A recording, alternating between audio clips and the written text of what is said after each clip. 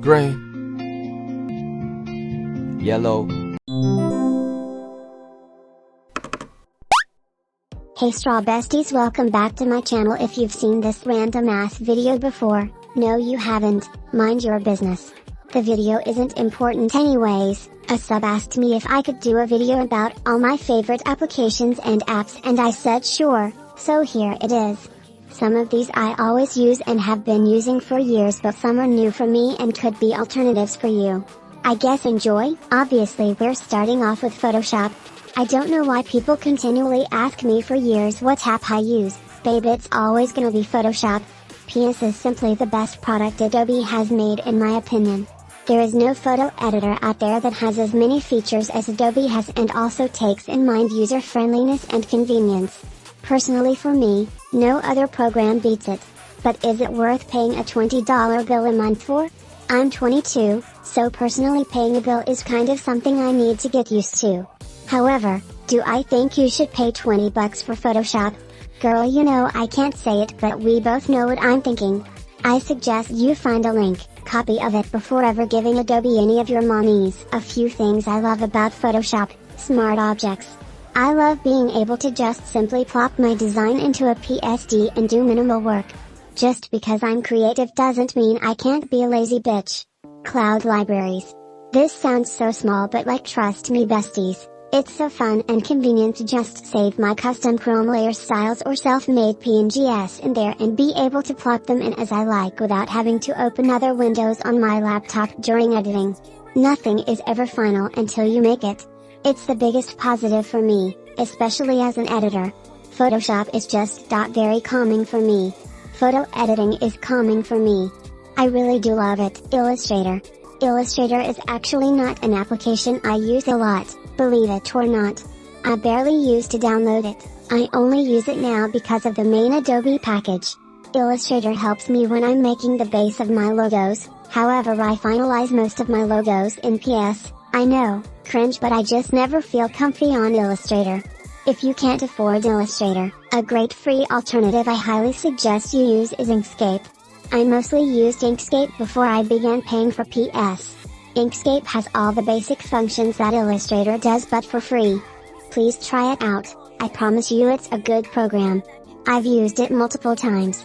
Definitely my favorite program, and it personally feels a bit more user-friendly to me than Illustrator.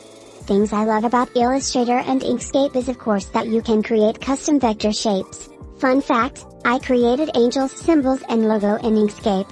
Also the additions and customization you can do to text. An alternative for Photoshop for mobile users would be Superimpose or Ibis Paint, as those have the closest format to Photoshop for a mobile app.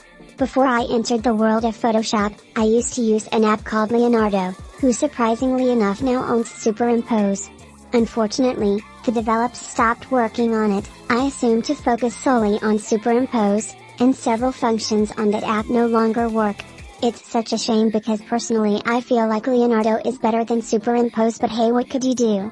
Superimpose has the leverage of being able to store things that you've made, specifically PNGs, inside the app. It's also organized in a fashion where you see where each section and option is, making it more user-friendly for editors. Although Ibis Paint lacks some of this, I'd say it's a far better editing application, especially if you have plans of transitioning to Photoshop. Ibis Paint allows you to save specific colors from your wheel, eyedrop and gradients as well. You are also allowed to import custom brush content, although it's surely a bit more difficult to sort through than on PS, fonts as well. I'd say if you want to start editing, Ibis Paint is your better choice, especially considering Superimpose has a habit of turning the quality of your edit into a dumpster fire. Meanwhile, Ibis Paint can maintain the full size and quality of your edit from beginning to end. Now of course, these applications would be nothing without custom content. It's in the same way where The Sims is nothing without CC. All mine are for Photoshop, however you can find content on these sites that would work for any editing application you're using. My brushes are either made and tweaked by myself or found on deviantart or Brusheezy. If you are an Ibis Paint user, I'd suggest digging through gumroad to find brush downloads, as it's more of a goldmine for that type of content on there. PSDs, I used to download PSDs for DeviantArt, but I haven't done that in years. All my work is retouched and filtered by myself. I don't have any intention of giving or selling away my PSDS yet, but who knows, maybe in the future. Applications that I do suggest for mobile users are Photoshop Express Photo Editor. This is a really big one, as I used to use this as my main source of filtering back when I first started designing on my phone. I really, and I mean really, do recommend you try this out. Honestly, I think you should try any and every Adobe mobile application out. Some of them are actually very good.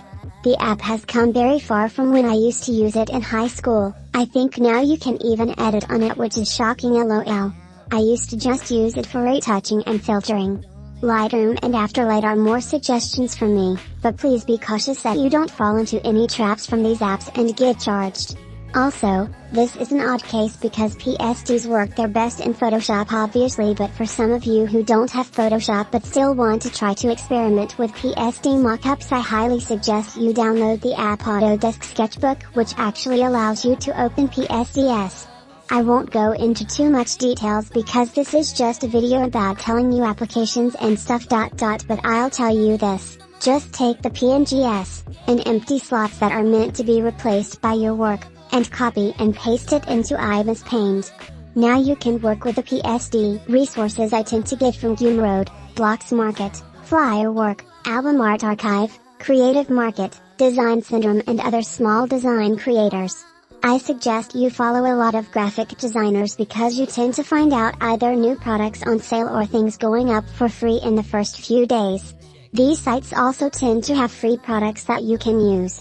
I would highly recommend this, especially for mobile users, because I see a lot of you tend to get resources from Pinterest and Google, but this could also mean your work reducing in quality and looking cheap.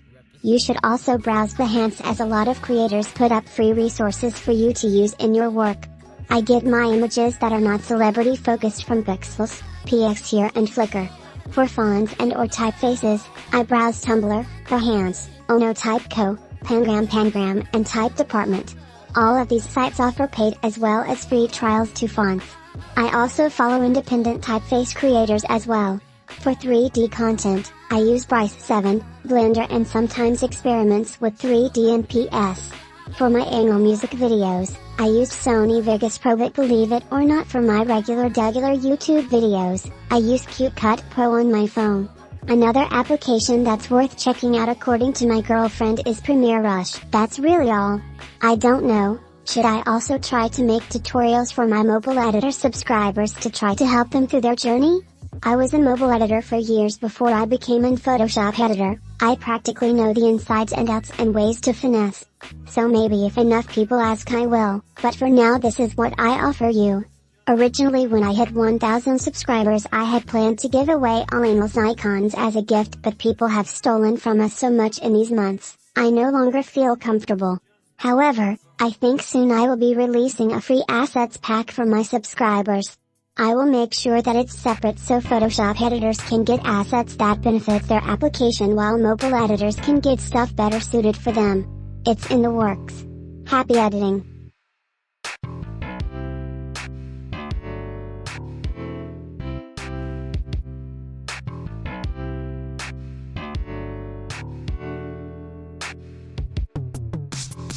Sometimes it's not that it's different. That gently touches my soul.